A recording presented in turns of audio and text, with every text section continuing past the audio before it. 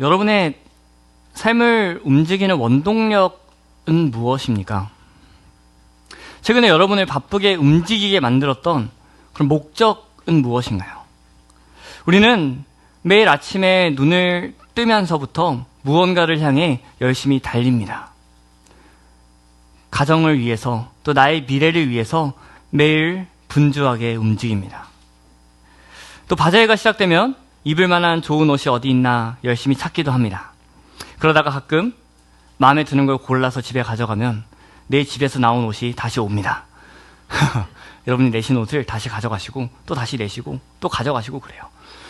그렇다면 우리를 이렇게 바쁘게 만드는 다양한 일들, 가정을 위해서 일하고 나의 미래를 위해서 무언가 열심히 준비하는 것들, 그 미래를 향해 나아가는 열심 또 수고가 잘못된 것인가 하는 질문을 우리가 던져보아야 됩니다. 그 결코 잘못되지 않았습니다. 하나님께서는 우리가 이 땅 가운데서 성실하게 우리에게 맡겨진 일들, 하나님의 그 부르심의 자리에서 최선을 다하기를, 감당하기를 원하십니다. 가정을 돌보고 또 개인의 미래를 최선을 다하여 준비하는 것들, 그것들은 하나님께서 우리에게 맡기신 책임이지요. 하지만 오늘 말씀은 우리에게 더 중요한 한 가지를 깨우쳐 줍니다. 우리가 이 세상에서 다양한 수고를 하는 가운데서도 결코 잊지 않아야 할 바로 그것을 말하고 있습니다. 우리가 참으로 찾고 생각하고 소망해야 할 것이 무엇인지 오늘 본문이 말하고 있습니다. 그것이 바로 위의 것들입니다. 이 시간 말씀 살필 때에 우리 성령 하나님께서 우리 가운데 조명하셔서 우리로 하여금 위의 것들을 찾고 생각하게 하시기를 소망합니다. 먼저 우리가 확실하게 해야 될 것이 하나 있습니다. 1절 말씀에서 바울은 이렇게 기록합니다. 그러므로 너희가 그리스도와 함께 다시 살리심을 받았으면, 이렇게 말합니다. 우리가 그냥 이 말씀을 읽으면, 처음 이 말씀을 읽으면 마치 단순히 가정하는 문장처럼 보입니다. 이런 거죠. 혹시라도 여러분이 예수님과 함께 다시 살리심을 받으셨다면 이라고 들립니다. 보입니다. 그런데 이 구절은 그런 말씀이 아닙니다. 더욱 정확히 번역하자면 이렇습니다. 여러분이 그리스도와 함께 다시 살리심을 받았으니가 됩니다. 확고하고도 분명한 선언이에요. 다시 살리심을 받았다는 것이죠. 바울은 이 구절에서 성도들이 그리스도와 함께 다시 살리심을 받은 사실이 확실하다는 것을 분명히 선포합니다. 부활입니다. 성도들이 부활했다는 거예요. 그런데 우리 가만히 생각해보면 부활은 이제 죽고 나서 예수님 다시 오실 때 부활하는 것만 우리는 생각합니다. 예수님이 다시 오실 때 일어나는 일로 우리는 생각해요. 그런데 사도 바울이 지금 말하고 있는 게 부활이잖아요. 예수님이 부활하신 것에 대해서 말할 때 이 단어를 사용하고 있습니다. 그렇다면 우리가 언제 부활했냐는 겁니다. 우리가 언제 죽고 언제 부활했을까요? 우리가 부활 생명을 가지게 된 그 사건은 언제 일어났습니까? 2장 11절부터 12절의 말씀을 비추어 보면요, 우리는 세례를 받을 때 그리스도와 함께 죽고 장사되었고 부활했습니다. 우리가 예수님의 믿음을 고백할 때에 그리스도와 함께 죽고 장사되고 부활합니다. 그러므로 이 예수님을 믿는 믿음을 고백하는 자들, 특별히 세례를 통과한 자들은 이미 그 부활 생명을 가진 사람들이죠. 그리고 그 부활 생명으로 인해서 부활하신 그리스도와 함께 하늘에 속한 사람들이 됩니다. 하늘 시민권자, 하나님 나라 백성이죠. 이것은 3장 4절부터 4절의 말씀에도 기록되어 있습니다. 너희가 죽었고 라고 말합니다. 죽음을 말하죠. 그리고 나서 너희의 생명이 그리스도와 함께 하나님 안에 감추어졌다 라고 말합니다. 이것은 신자의 생명이 하나님의 품 안에서 안전하다는 것이고, 신자의 생명이 하나님께 위에 속한 존재다라는 것을 말해줍니다. 구약 성경을 보면요, 이 하나님께서 감추시는 것은 하나님께서 보호하시는 것을 가리킵니다. 하나님께서 안전하게 지키시고 보호하실 때 하나님께서 자신의 품 안에 감추이신다라고 표현합니다. 신자의 생명을 하나님께서 지키시는 것이죠. 더 나아가서 신자는 위에 속한 존재입니다. 하늘나라 백성인 것입니다. 그렇기 때문에 신자는 이 땅 가운데서 살아가지만 동시에 하늘에 속한 하나님 나라 백성입니다. 이런 사실을 이 골로새서 1장 1절에서 2절에서 이 편지를 받는 사람들을 소개할 때도 말하고 있습니다. 이렇게 소개했습니다. 골로새에 있는 성도들, 곧 그리스도 안에서 신실한 형제들이라고 말했습니다. 이 골로새에 있는 자들, 그리고 그리스도 안에 있는 자들, 이러한 이중 정체성을 사도 바울은 계속해서 말하고 있는 것입니다. 그렇기 때문에 우리는, 저와 여러분은 이 땅에 살아가면서, 이 땅에 발을 디디면서 살아가지만 동시에 하늘에 속한 하나님 나라 백성입니다. 동시에 우리는요, 3장 4절의 말씀대로 예수님께서 나타나실 그때, 즉 예수님께서 재림하실 때 신자는 예수님과 함께 영광 중에 나타나는 그 영광스러운 미래를 보증받은 사람입니다. 그러므로 과거와 현재 그리고 미래가 모두 그리스도와 함께로 모입니다. 사도 바울은 지금 이러한 사실을 전제로 하고 있습니다. 이 편지를 받는 대상은 이미 성도이기 때문이죠. 저와 여러분도 마찬가지입니다. 우리는 예수님을 믿는 자들, 또 세례를 통해서 그리스도의 죽으심과 부활에 함께 참여한 자들입니다. 이 부활은 우리의 정체성을 바꾸고 우리의 삶의 상태를 완전히 변화시킵니다. 부활 생명을 소유한 우리가 더 이상 죽음의 상태로 살 수 없다는 겁니다. 어둠의 영역에서 건짐을 받아서 하나님의 사랑하시는 그 아들의 나라로 영역이 이동되었는데, 구원을 얻었는데 다시 그곳에 살 수 없다는 것이죠. 이미 이 새로운 생명을 얻은 자들로서 이제는 부활 생명에 합당한 삶을 살아야 합니다. 부활 생명은요, 우리의 추구하는 바, 우리의 생각하는 바, 우리의 소망하는 바를 이 땅에 두지 못하게 합니다. 그것을 하늘을 향해 돌립니다. 위의 것들을 찾고 생각하게 하는 것이죠. 우리가 오늘 말씀에서 주목해야 할 표현이 바로 위의 것들입니다. 그렇다면 이 위의 것들이 대체 무엇을 의미하는가 하는 것입니다. 이것은 하늘의 별, 달, 해 이러한 것들이 아닙니다. 또한 앞에 단락에서 2장 8절부터 23절에 기록된 거짓 교사들이 말하던 잘못된 종교적 행동들, 이런 것들을 위의 것들이다 라고 말하지도 않습니다. 철학, 헛된 속임수, 꾸며낸 겸손, 천사들의 예배를 보는 것, 환상을 보는 것이죠. 다양한 규례들에 순종하는 것, 이런 거짓 교사들의 말과 같은 그 위의 것이 아니라는 겁니다. 여기서 위는요, 예수님께서 계시는 하나님 우편을 가리킵니다. 하나님이 계시는 곳을 가리키는 거예요. 하나님 보좌를 가리킵니다. 그 하늘의 영역을 가리켜요.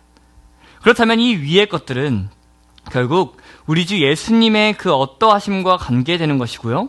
골로새서 전체에 흐르는 그리스도의 탁월하심과 관계되는 것이고요. 그리스도와 하늘의 영역에 속한 영원한 것들이 바로 위의 것들입니다. 이것은 하나님의 원리고 하나님의 가치관이고 하나님의 기준입니다. 이것들을 찾고 생각해야 할 것입니다. 먼저 우리는요, 이 두 가지로 살펴보겠습니다. 먼저는 우리가 위의 것들을 찾아야 합니다.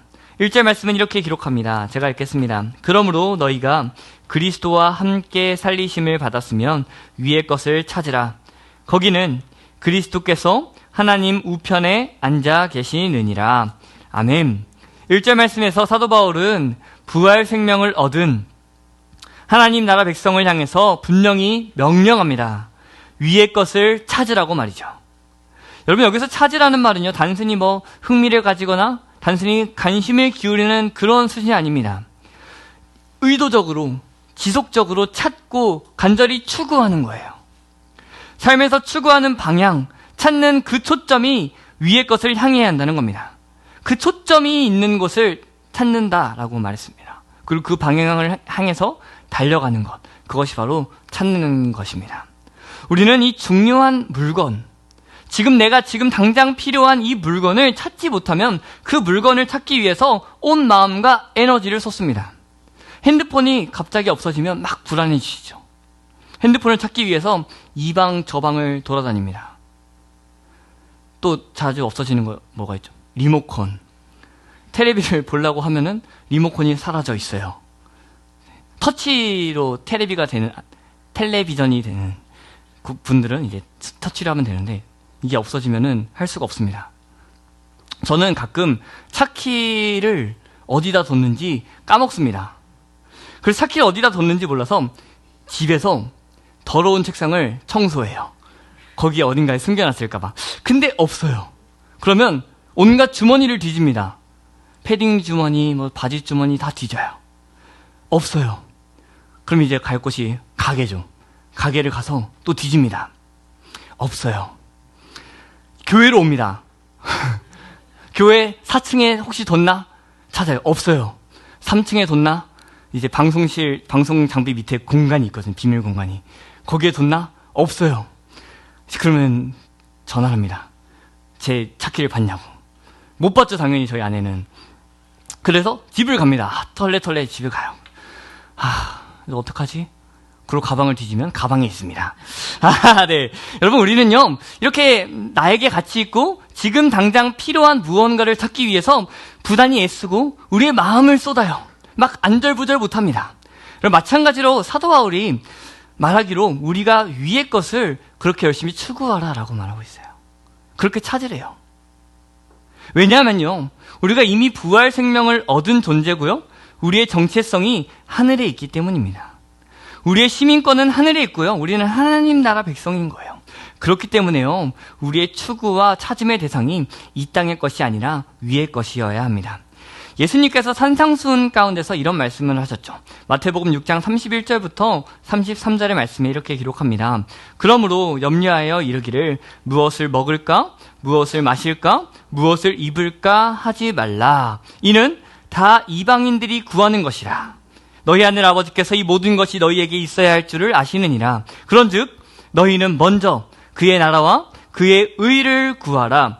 그리하면 이 모든 것을 너희에게 더하시리라. 아멘. 뭘 먹지? 뭘 마시지? 뭘 입지? 하지 말라는 겁니다. 근데요, 이것도 다양한 선택지 중에서 이걸 먹을까? 저걸 먹을까? 아이스 아메리카노를 마실까? 아이스 카페라떼를 마실까? 아이스 생강라떼를 마실까? 고민하지 말라라는 말이 아니에요. 바자회에서 이걸 입을까 저걸 입을까 하지 말라는 게 아닙니다. 무엇인가 하니 아무것도 없는 상황이에요. 아무것도 없는 중에 불확실성과 걱정 앞에서, 당장의 필요를 채울 수 없는 형편 앞에서 무엇을 먹을 수 있을까? 무엇을 마실 수 있을까? 무엇을 입을 수 있을까? 이런 걱정하지 말라는 겁니다. 왜요? 이것은 누가 구하는 거죠? 이방인들이 구하는 거라는 거예요. 그런데 우리가 누구입니까? 하나님 나라 백성이고 하나님의 자녀들이라는 거예요. 그래서 32절에서는 너희 하늘 아버지께서 이 모든 것이 너희에게 있어야 할 줄을 아신다라고 말씀하십니다. 그리고 나서 이렇게 말씀하시는 거예요. 33절의 말씀입니다. 그런즉 너희는 먼저 그의 나라와 그의 의를 구하라 라고 말합니다. 여러분, 여기서 예수님이 너희는 먼저 그의 나라와 그의 의를 구하라 라고 할 때 이 구하라가 오늘 말씀에 찾으라입니다. 그러면 먹고 마시고 입을 거리는 하나님께서, 하늘 아버지께서 채우시고 해결하실 거라고 말씀하시죠. 우리가 구하고 찾아야 할 것이 무엇인지 또 말합니다. 하나님 나라와 하나님의 의를 먼저 구하라고 말합니다. 위의 것이죠. 예수님과 관계된 것입니다. 하나님 나라에 속한 것입니다. 이 땅의 걱정, 이 땅의 근심, 이 땅의 만족이 아니라는 거예요. 우리는요, 위의 것을 추구하고 위의 것을 구하고 먼저 하나님의 나라와 하나님의 의를 구해야 합니다. 그렇다면 여러분은 지금 무엇을 찾고 계십니까? 혹시 당장 먹고 사는 문제 때문에 당장 눈앞의 현실 속에서 위의 것을 찾는 것을 잊고 계시지는 않으십니까? 주일 오전 11시부터 12시까지 단 한 시간 하나님 앞에 나와서 예배하는 것만으로 나는 위의 것을 찾고 있다라고 생각하고 계시진 않으신가요? 사도 바울은 우리에게 명령합니다. 계속해서 지속적으로 반복적으로 위의 것을 찾으라고 말입니다. 이 메시지는요, 이 예배실 안에서만 머무는 말씀이 아닙니다. 세상이 말하는 일요일만이 주일, 즉 주님의 날이 아닙니다. 우리의 모든 날, 우리의 모든 순간이 주님의 날인 것이죠. 그렇기 때문에 매일의 선택, 매일의 순간마다 우리의 시선은 이 땅의 것이 아니라 위의 것을 향해야 됩니다. 사랑하는 성도 여러분, 바라기는 여러분의 매일이 위의 것을 먼저 찾는 삶이 되시기를 간절히 소망합니다. 땅의 것을 찾기 전에 하나님의 말씀 앞에 서고, 땅의 것을 들여다보기 전에 오늘의 말씀을 들여다보고 기도함으로 말입니다. 그렇게 우리의 정체성에 합당하게 하나님 나라 백성으로서 위의 것을 찾는 매일이 되시기를 간절히 축복합니다. 지금까지 위의 것을 찾으라는 명령을 생각해 보았습니다. 그런데요, 하나님께서 우리에게 원하시는 것, 또 하나님께서 우리에게 주목하시는 것은 단순히 외적 행동만이 아닙니다. 그분은 우리의 생각과 마음의 변화를 또 원하시죠. 그래서 사도 바울은 두 번째 명령으로 이렇게 명령합니다. 2절의 말씀입니다. 위의 것을 생각하고 땅의 것을 생각하지 말라라고 말합니다. 1절에서 위의 것을 찾으라 라고 명령한 사도 바울은요, 2절에서 위의 것을 생각하지 말라. 네. 제가 그렇게 적어놓은 건 아니고요. 네. 위의 것을 생각하라 라고 명령합니다. 여러분, 찾으라가 의지를 가지고 추구하는 그 행동을 강조했다면, 생각하라는 것은 그 행동을 결정하는 내적인 성향, 내적인 열정, 열망, 그 마음을 강조하는 거예요. 사고방식, 태도, 가치관, 삶의 방향과 같은 것이죠. 여러분, 누구나 열망하고 또 마음을 쏟는 것들을 추구하는 행동이 마음이 행동으로 나오기 마련입니다. 여러분, 우리는 세상을 살아가면서, 여러분은 세상을 살아가면서 무엇을 가장 많이 생각하십니까? 우리의 생각은요, 종종 자주 돈, 성공, 명예, 문제 해결, 혹은 지금 당장 나를 너무 힘들게 만드는 걱정, 근심으로 가득 차 있을 수 있습니다. 지금도 여러분의 마음은 이제 두 번째고 명령이 두 번인 것 같으니 몇 시쯤 끝나려나 라는 생각으로 가득할 수도 있습니다. 곧입니다. 본문을 보면서 찾으라, 생각하라 했으니 이제 곧 끝나려나 하실 수 있습니다. 맞습니다. 네. 그러면서 또 속으로 말씀은 듣고 있지만, 오늘 점심은 뭘까? 별로면 집에 가서 맛있는 거 시켜 먹어야지. 나는 국수다에 가야 되겠다. 나는 국수다가 아니죠. 뭐죠? 기억도 안 나요. 내가 국수다, 그렇죠. 내가 국수다를 가야 되나? 아니면 저기 두루치기를 먹으러 가야 되나? 이런 생각을 사로잡을 수 있습니다. 이런 말을 했다고 또 사로잡히면 안 됩니다, 여러분. 그런 생각하지 말라는 겁니다.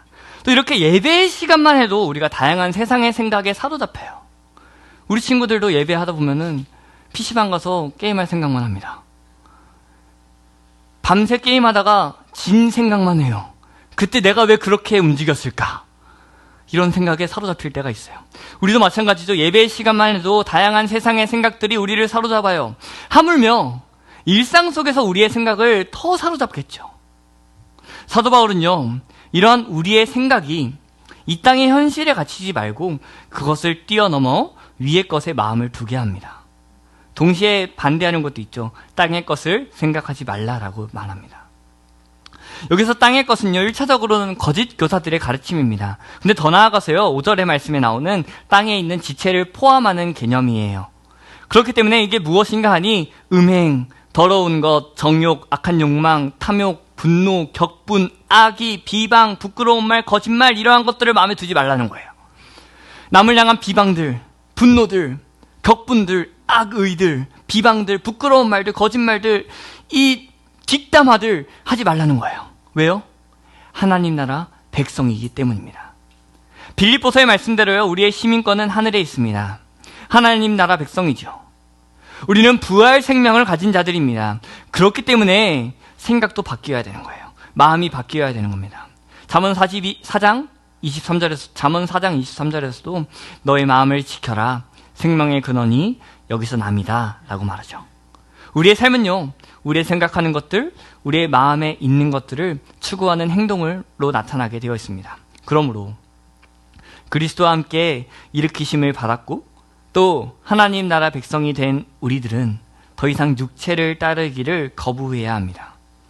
세상과 세상에 있는 것들, 재물, 권세, 명성, 쾌락, 이런 것들에 마음을 두지 않아야 합니다. 도리어 위의 것들에 마음을 두어야 합니다. 구체적으로 말하면 하나님께서 하늘에 보관하신 그 소망에, 또 우리를 향하신 그 일하심에 마음을, 위의 것들에 마음을 두어야 하죠. 우리 주 예수님께서 또 하나님께서 제시하시는 그 삶의 가치들에 우리의 마음을 두어야 합니다. 이것은 첫 번째 명령이었던 위의 것들을 찾으라 라는 명령과 연결됩니다. 우리가 위의 것들을 생각한다면 마땅히 위의 것들을 찾게 되어 있습니다. 우리가 위의 것들을 찾는 삶을 살지 않는다면 위의 것들이 마음에 없기 때문이겠죠. 그렇기 때문에 우리는 우선적으로 위의 것들을 생각해야 됩니다.